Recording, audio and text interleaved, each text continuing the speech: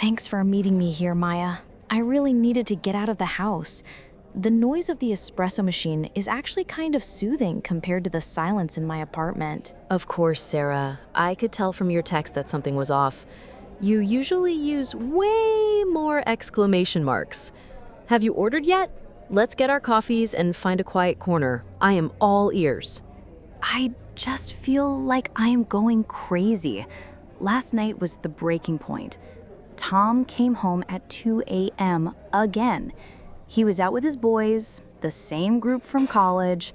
I was sitting on the couch, waiting, pretending to read a book, but really I was just staring at the clock. That sounds exhausting, Sarah. Is this becoming a regular thing? It is. Every weekend now. And it is not just that he goes out, it is that when he is with them, I do not exist. I text him, no reply. I call, it goes to voicemail. Then he comes home happy and buzzing with energy, and I'm sitting there feeling like a ghost in my own relationship. I tried to talk to him this morning, and he just rolled his eyes. That reaction must have hurt. What did he say when you brought it up? He said I am being clingy. He said, "Sarah, I work hard all week. I deserve to blow off some steam with my friends. Do not try to control me." And then he just walked out to go to the gym. Now I'm sitting here wondering if I'm actually the problem. Maybe I'm too needy, but it feels like he chooses everyone else over me. It is painful to feel like an option rather than a priority. But hearing you say that, I do not think you are just being needy. It sounds like there's a deeper disconnect happening here. It feels like we are living in two different worlds. He wants to live like a bachelor who happens to have a girlfriend, and I want a partner who actually wants to spend time with me.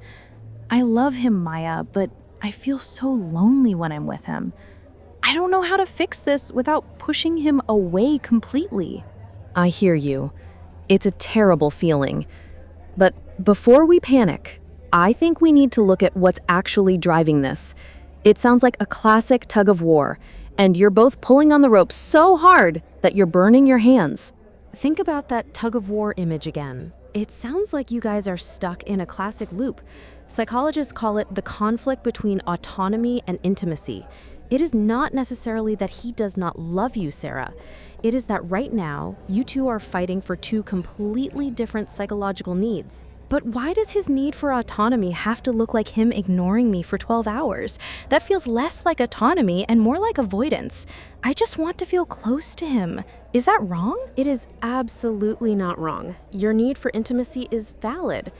But here's the dynamic I am seeing. You feel his distance, so your anxiety spikes. You reach out, you text, you wait up. That is you chasing intimacy. To Tom, that might not look like love. It might look like control. So he pulls back to reclaim his sense of self, his freedom. So the more I try to get close, the further he runs? That is depressing. It explains why he called me clingy this morning. I was just trying to bridge the gap, but he probably felt like the walls were closing in on him. Exactly. It is the pursuer-distancer dance. You pursue because you are afraid of losing the connection. He distances because he is afraid of losing his independence. The problem is that his distancing triggers your pursuing, and your pursuing triggers his distancing. It is a self-fulfilling prophecy. I never thought about it that way. I just thought he was being a jerk. But if I look back at last night, every time I sent a text asking where he was, I was essentially poking the bear. I was trying to soothe my own anxiety, but I was actually giving him fuel to stay out longer just to prove he could. That is a really hard realization to come to. It is painful to see our own role in the mess. We usually judge ourselves by our intentions, which are good, but we judge others by their actions. You intend to love him, but he experiences it as pressure. He intends to blow off steam, but you experience it as abandonment. It is terrifying, though.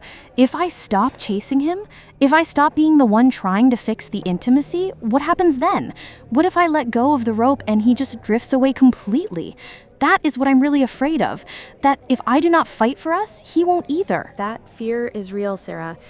But look at the evidence. Holding onto the rope as tight as you can right now is burning your hands, and he is still pulling away.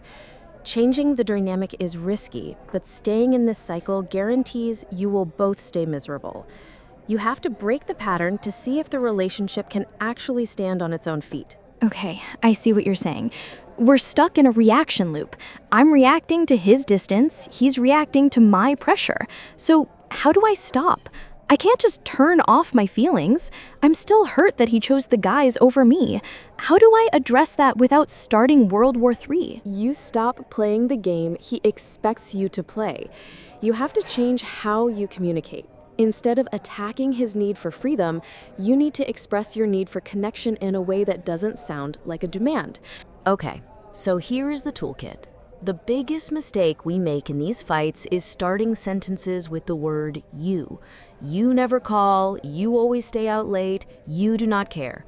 That is an attack, and his brain immediately goes into defense mode. I am definitely guilty of that. I think I literally said you are being selfish this morning. So what do I do instead? You switch to I statements. It sounds like therapy speak, but it works because no one can argue with your feelings. Instead of saying, you ignored me, try saying, I felt really lonely and insecure when I did not hear from you last night. See the difference? It feels softer, less aggressive, but it also feels way more vulnerable. If I say that, I am admitting he has the power to hurt me. That is exactly why it works. Vulnerability invites connection. Anger invites defense. If you show him the hurt underneath the anger, it is much harder for him to dismiss you as just being controlling. And then you have to add the second part, which is validating his need. Validating the thing that is annoying me, that is going to be hard. It is hard, but it is necessary. You need to show him you are not the enemy of his freedom. Try saying something like, I know how important your time with the guys is for your stress relief, and I want you to have that. I just need us to find a balance where I do not feel forgotten. Okay, I can see how that changes the dynamic. I am acknowledging his autonomy first, so he doesn't have to fight for it.